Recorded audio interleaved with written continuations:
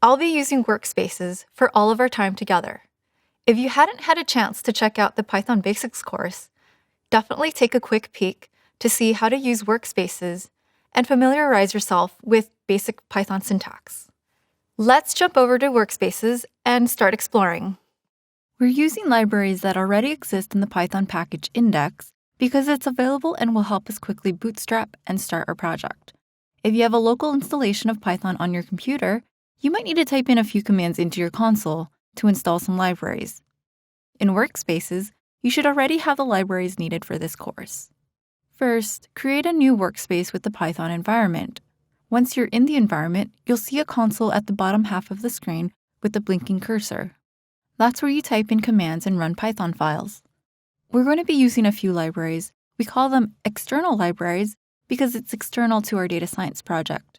You can double check to see if you have these installed.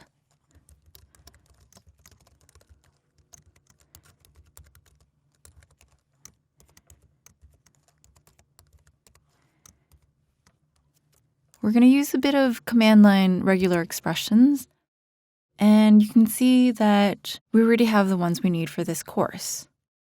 When you need a library that's published in the Python package index, it's really easy to install it by typing in pip install and the library name.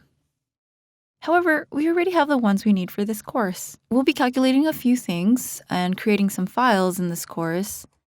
And let me show you a demonstration of some outputs. And just as a reminder, when you create any sort of images or CSV files or PDFs with workspaces, you'll need to download the workspace and open up the files on your computer.